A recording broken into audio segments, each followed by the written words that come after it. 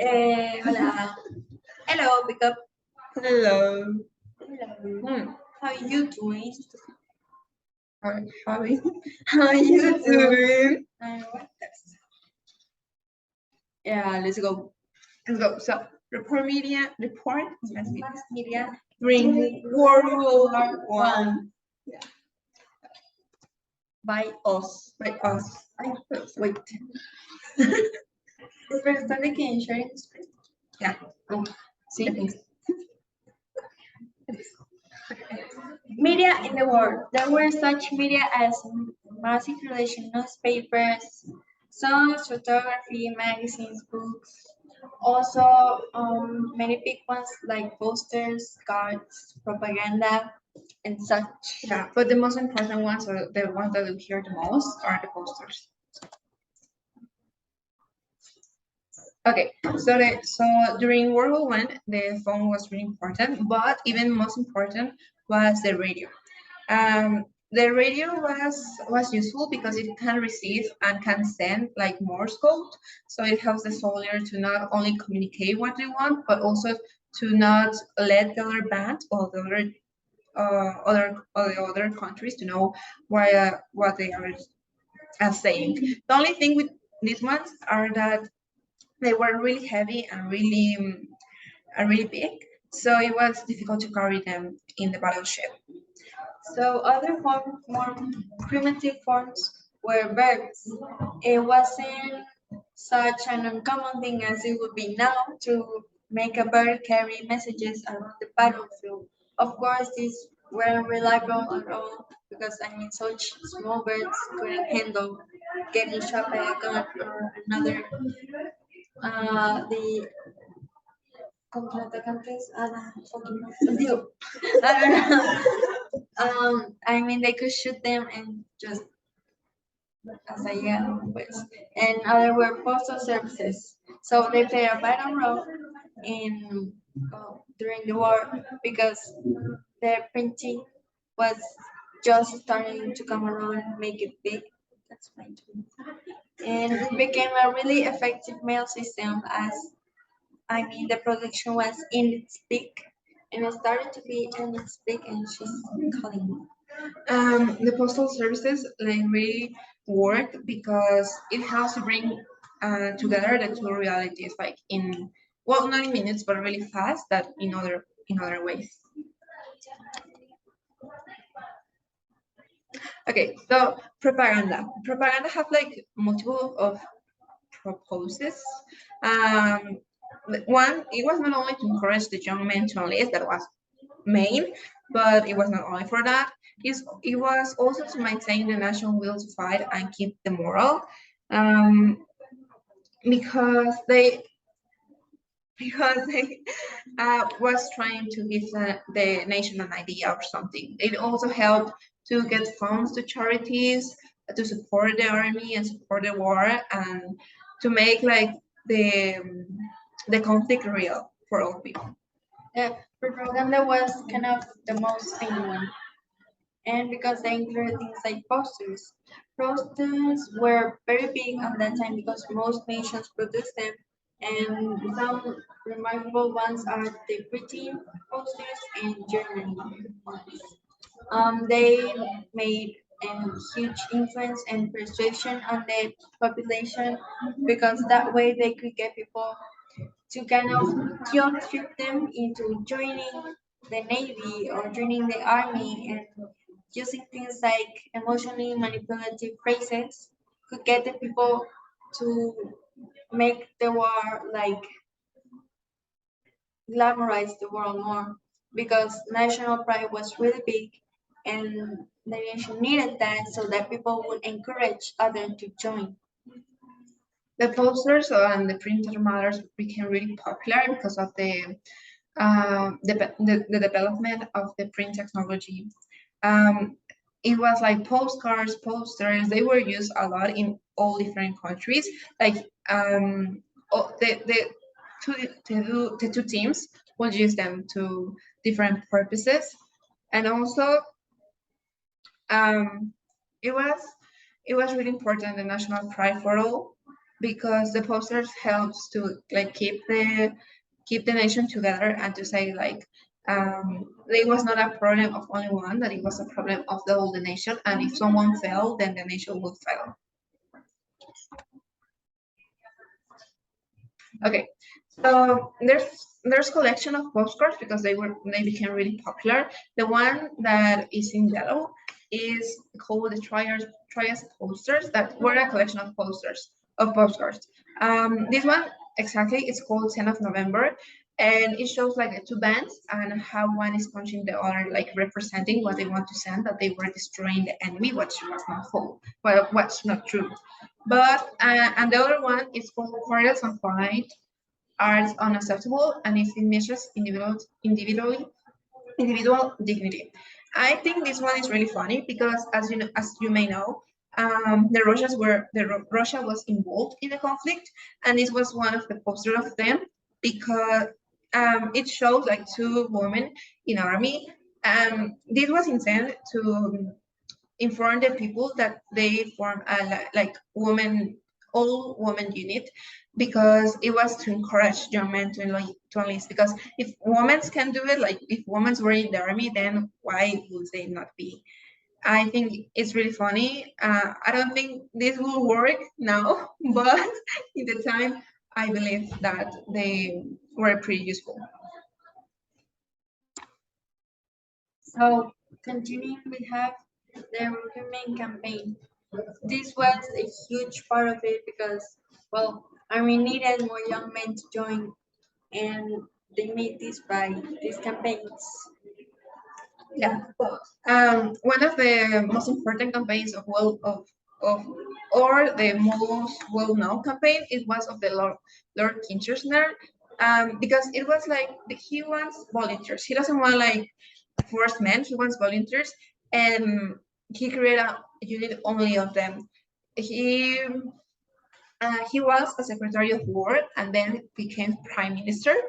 But he discovers with this recruitment campaign that if men could serve with their friends and relatives, they more will enlist. Yes, and we will make a point to say this connects to the book, as the book is about a man going along to play with his friends. Yeah, they were classmates of the yeah, and one of their teachers told them to join the army.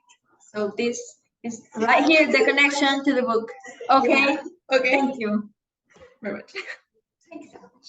So censor in journalism. Censor in journalism. When we're talking about journalism, we talk so much about how it was censoring, how the government controlled it like 100%, not just some facts about the world. Like everything was controlled by the government. They couldn't let a single journalist to really speak his own mind or her own mind because they wouldn't want that. They would make the public know that the war wasn't really beneficial at all. And that's exactly what the government did not want, because the government wanted everyone to encourage the war and go along with it and just put up with everything. So journalism was really the way to for people to get to know the facts, and the government just wouldn't let them. Yeah, well, the censor started from the beginning of the war, like it was from the start, but it was really hard at first, and with the time it became relaxed, but it was strong. The journalism weren't allowed in the front. They could not go to the front, and this became a case because two journalists go to the front. They were Philip Gibbs and Basie Clark. One was from the Daily Chronicle and the other one's from the Daily Mail. They confront these laws and go to the front. They were arrested and sent back to their countries, but they with a warning that if they do ever that again, they will get shot. So because of them, the government started to allow people in the front. They were called accredited reporters. That was people the government choose. But yeah, for this, Woodrow Wilson administration, like everyone that goes against that, um, will be like will be checked because they don't want to get any information leak. That's why they created this newspaper that it was called the Stars and Stripes. That was a newspaper of military Tabloid journalism. tabloid journalism. Um, it was like or yellow journalism. It was influence readers. Like they want to put an idea on their mind, and it really helps to the perception of the enemy, which wasn't a lot of beneficial because at the start of the war there were at least 15,000 Germans living in England, and the tabloid journalism started to paint the Germans as bad people. So they became really hostile around them. It was that bad of the tabloid journalism that the defeat of Somme, that was the biggest defeat in British history, became unreported. They do not know what happened there, and there were at least 600,000 people that were dead, and that's why um,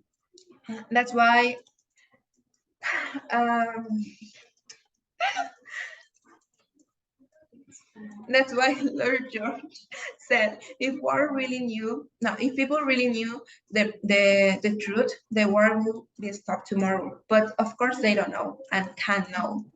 He became really, he said that this problem was really important. So that's why he found the National War Aims Committee to fight this about journalism.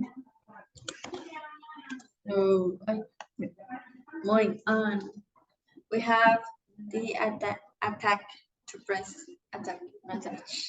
So, threatening journalists with arrest was like pretty much like everything they would do. They wouldn't want them to speak up, so they would threaten them with arrest, and they even arrested. And we can still see that now. It isn't that big much of a difference.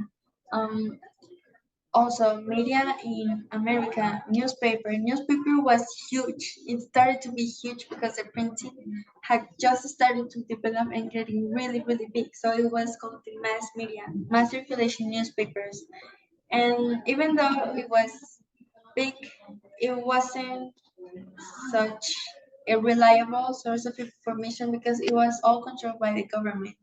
But it was kind of still the most reliable one because we have word of mouth that, I mean, you can use and you tell them to your friends and your family. Well, it all gets like made up and it isn't factual at all. So we have business. It started to become media started to become a business right there. I mean, everybody would want to know the latest news and they wouldn't want to wait, I don't know, for tomorrow morning for the other newspaper, tomorrow's newspaper. They wanted another edition that same day. So we we had this morning one and then the evening one. It started to come around like that. So people would just start really consuming media then. And as we can see, 99% censored. That's the same we're talking about. So it was all just really heavily manipulated. Um, Newspapers, as I said, they started to be massive, massive circulating newspapers. They were all about that. And we also started to see newspaper being written by soldiers and people who fought in the war. They would kind of use them as an outlet and to get people to know how it's really like, how they're feeling, and maybe not, I don't know, go into details about the war, but their lives.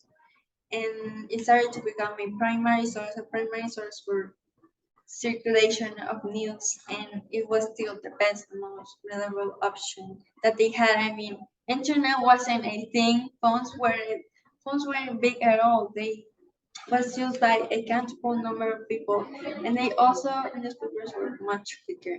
As I said, we had morning and evening edition, so it just was printing so much. They were printing so much newspapers. It was really, really big. Yeah. Um, So, so when Americans entered the war, they were not on the front, obviously. In in 1917, when they entered, it changed, and they allowed 80 journalists of United States to enter, but they were put in involuntary censorship, of course, like because some people do voluntary censorship do not get in trouble, but they do not. The Americans were like the treat to Americans was really hard because they could not give any names or any location because it could be dangerous to to the governments. Then we came to the photography of photojournalism. And photo became really important because people now they cannot only imagine what was happening, but they could also see it, like to give like a real image of what they could think, what they can imagine. yeah, and we have a really big word here, widespread democratization of photography. So by widespread, we're talking about how photography was really um, was not open for the public because cameras were such expensive things that nobody could get them. So they started to be really cheap, and by that, people started to get them and started to make it a personally significant and individual history.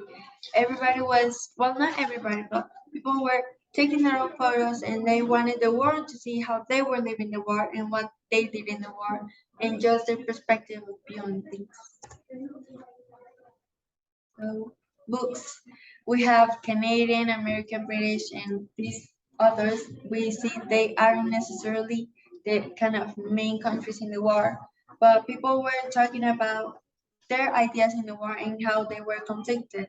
Conflicted as in the is it good, is it bad, or how in their country they lived in. And I mean, if we now see books narrated in the war, we kind of find it really hard to read because they are really narrated heavily.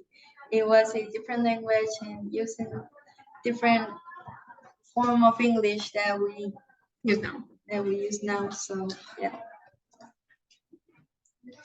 Thank you. Thank you. Eh,